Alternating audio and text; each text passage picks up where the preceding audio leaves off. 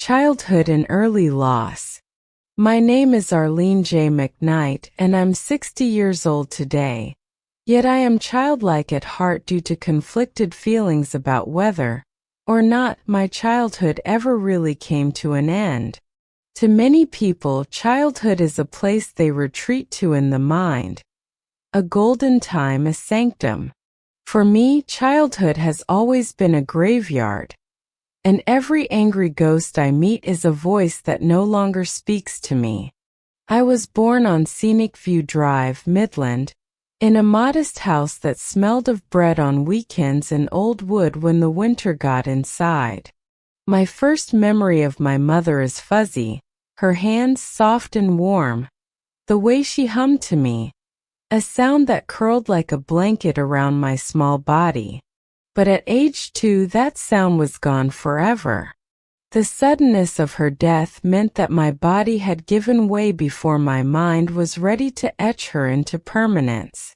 They would tell me later that she was kind, gentle, always singing as she worked. I would trace those instincts in myself, praying that a piece of her had found a home in me.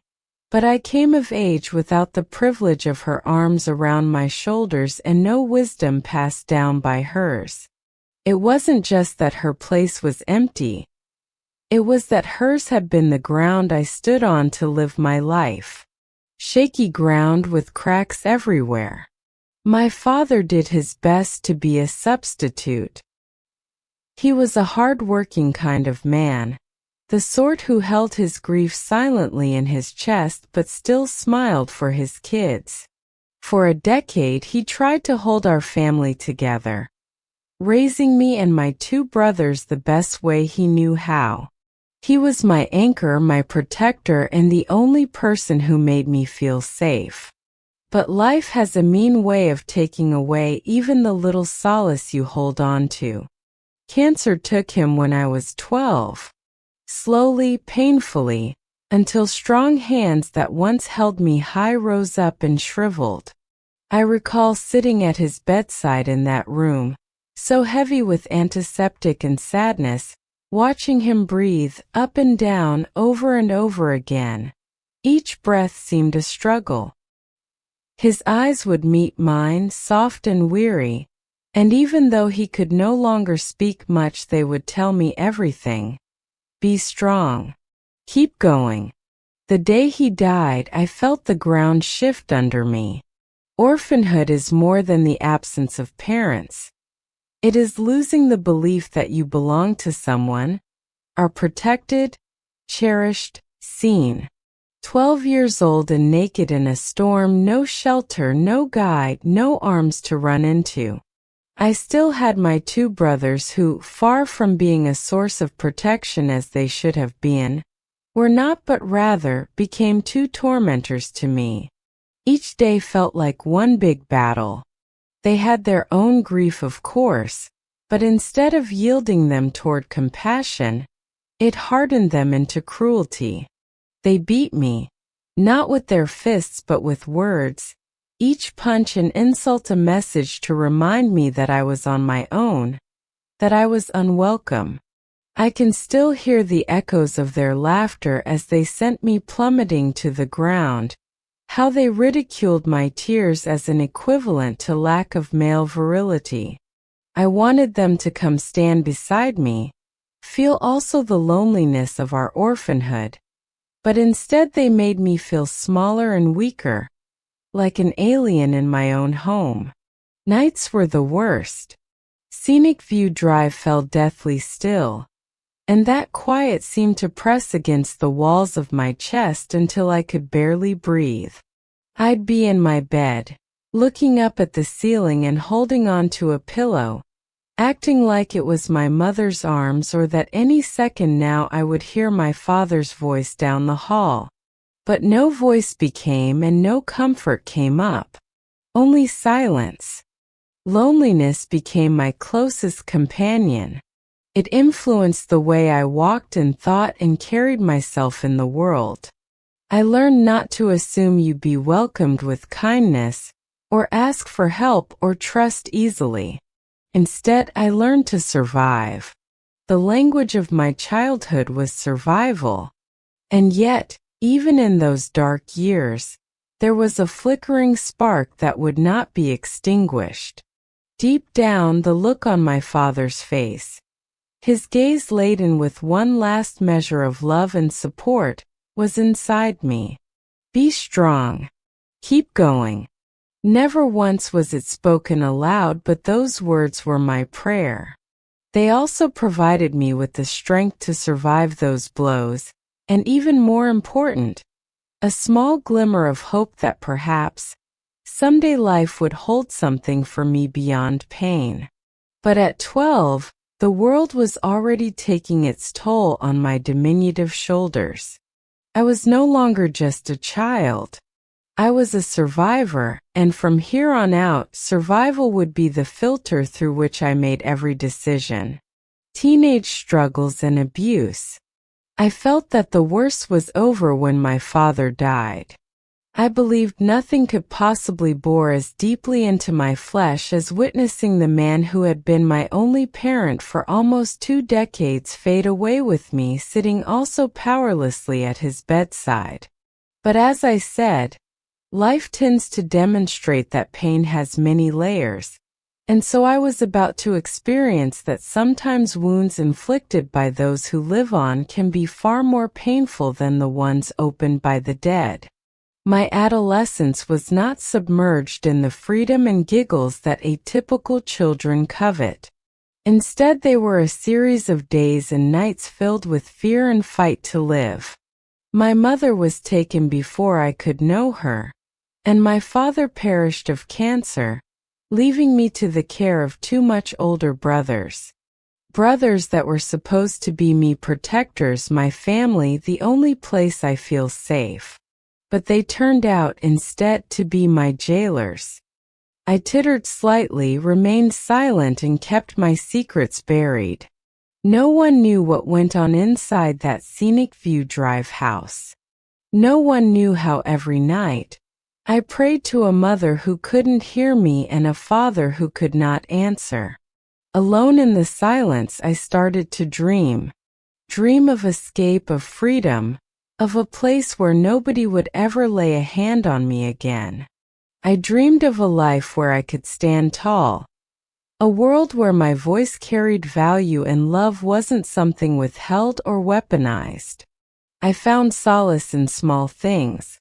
The way the sunlight slanted through the window in the mornings, stolen moments with books that took me far away from Midland, a random act of kindness by a teacher who complimented my work. Those were my glimmers of hope. And then, gradually, I found a strength of which I'd been unaware. Each hurtful word my brother spoke to me was a stone I carried, but instead of allowing the stones to weigh me down and crush me, one by one, I began stacking them into the foundation of who I am. By the time I was 16, I knew that my will to live depended on endurance, but also on faith. Faith that this isn't all that life would always be. Belief that I could make something better even if it took time. Faith that someday, I would no longer be the girl my brothers attempted to shatter, but the woman who emerged from the wreckage. Those teenage years were not happy years. They were years of war. But I battled inside, I struggled and held tight to a truth my brothers could never beat out of me. I was still here. And as long as I was here, there was hope. Adulthood and motherhood. At 18, it was supposed to be freedom for me, but instead it was survival. I remember being on the brink of adulthood, utterly scared and yet so bold. Loss and abuse had taken away my childhood, but I declared that it would not take away my adulthood. Moving on from Scenic View Drive was not just a choice.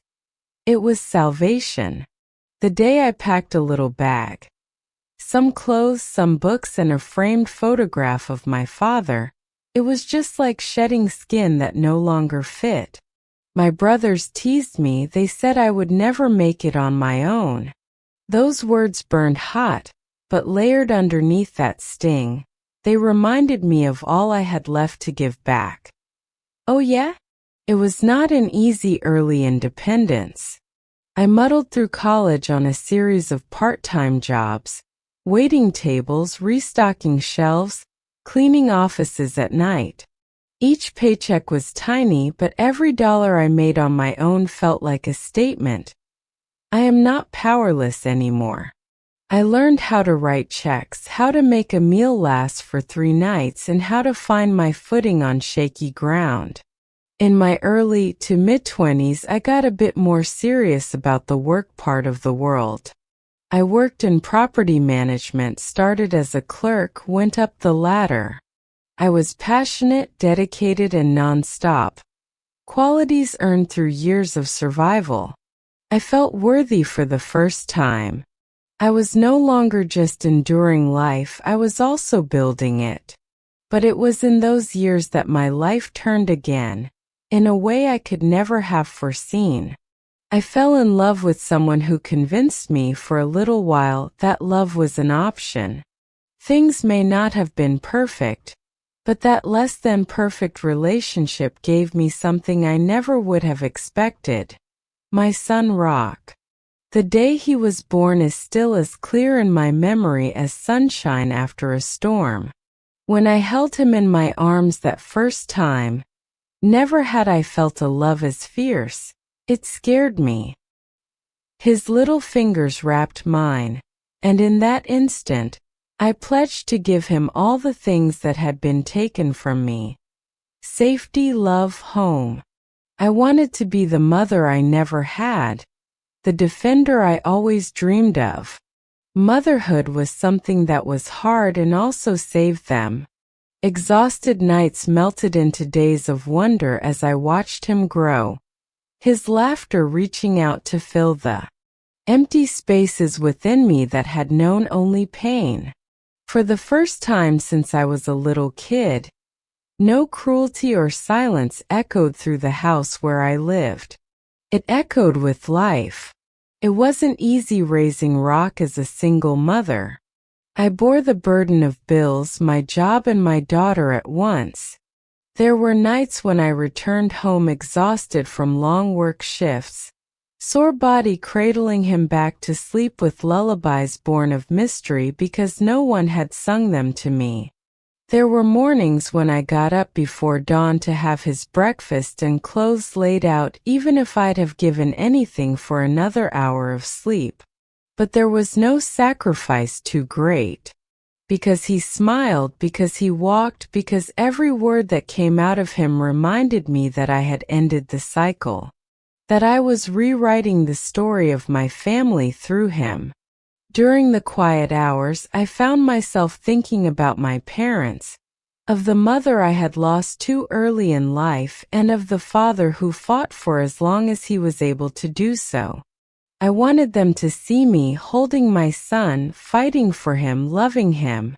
I hoped they would be proud. And yet, even in motherhood's joy there was fear. Fear that I might fail him, that in some way the ghosts of my past would haunt his.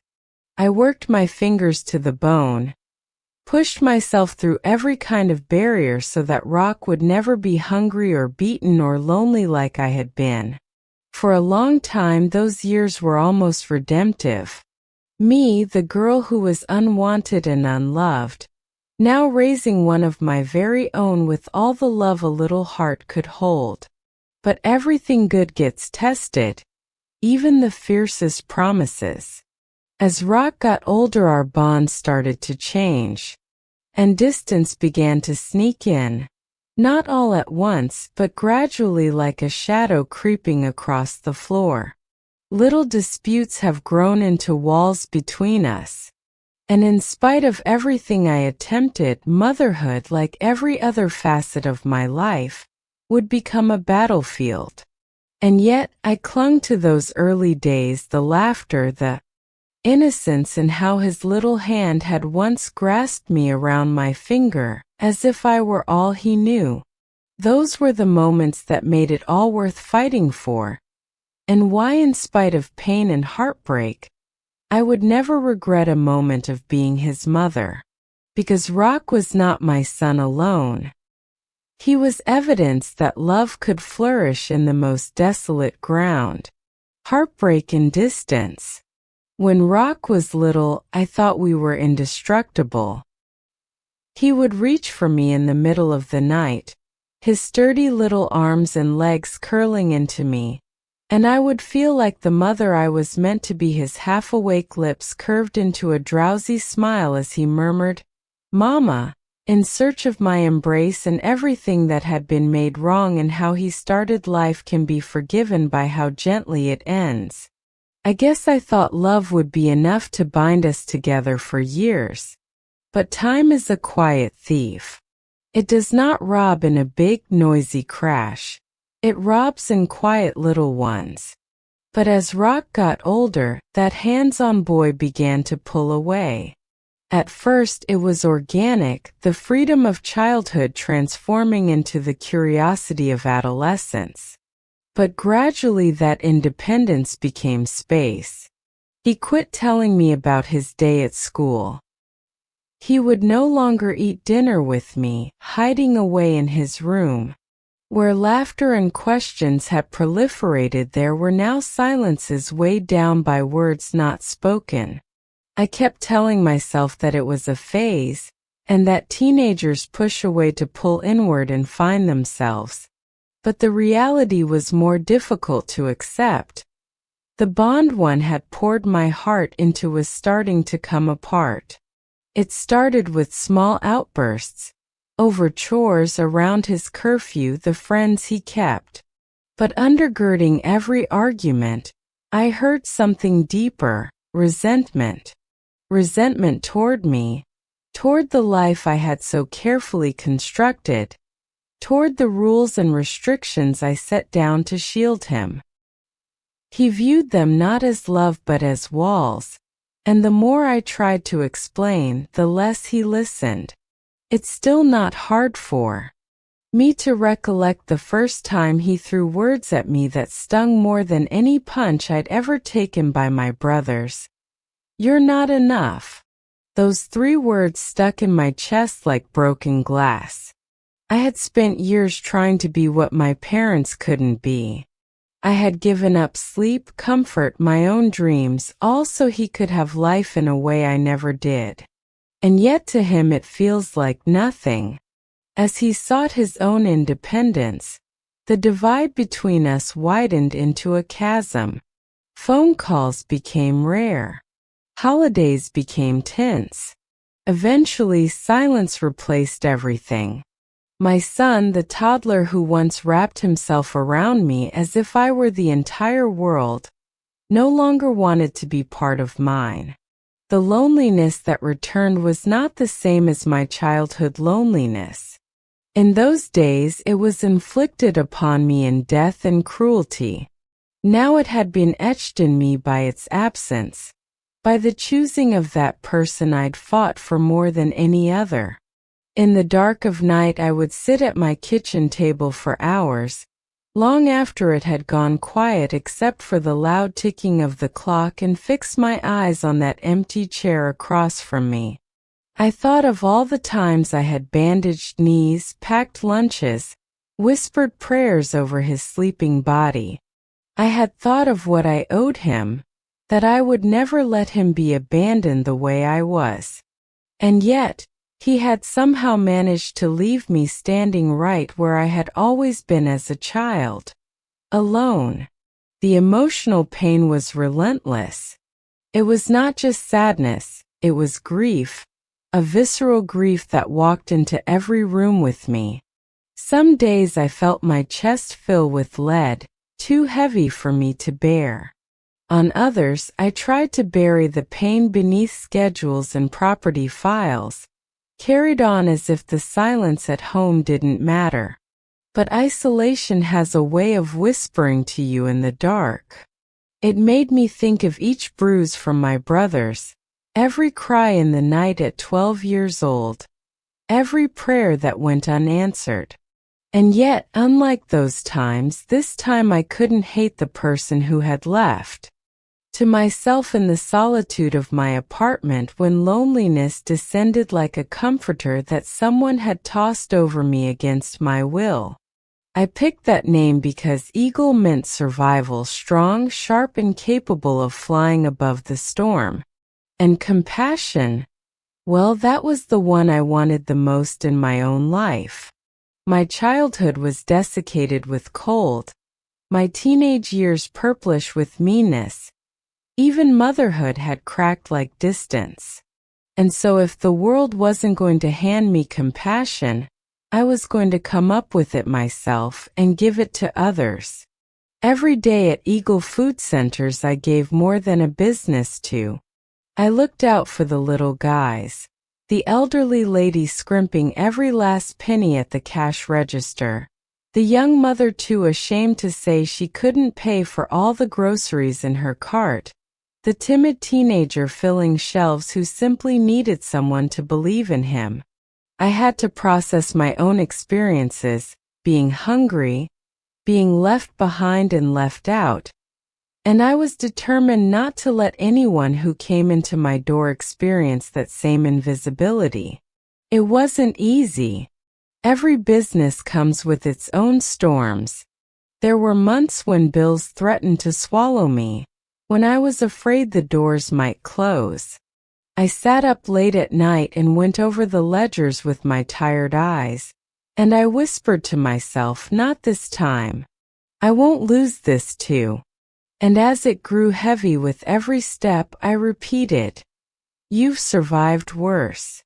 You've survived death, abuse, heartbreak. You can survive this. Reflection and silence. As I turned 60, I am sitting back and looking back more than usual. At times like these, wandering through the aisles of Eagle Food Centers before opening, with the shelves neat and unharried, my footsteps punctuating its silence, I can almost hear echoes of my past in the low hum of the refrigerators.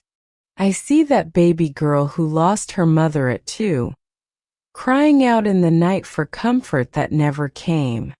I look at the 12-year-old girl who watched her father slowly succumb to cancer piece by piece, her fear of being utterly alone weighing heavy on her chest. I remember the teenager, bruised by the pummeling fists of her brothers, yet still determined not to have her spirit battered.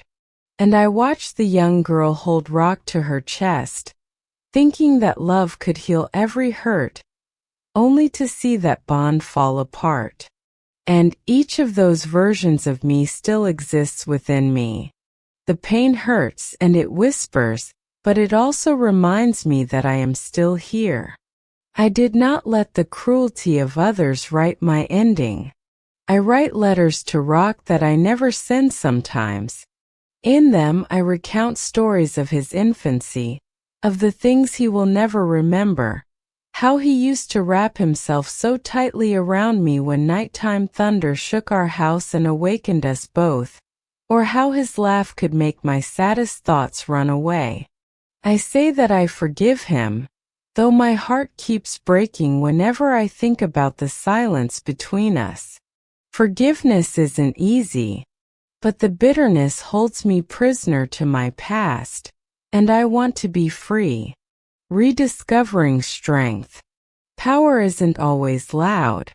For me it came quietly, in the daily routines of life.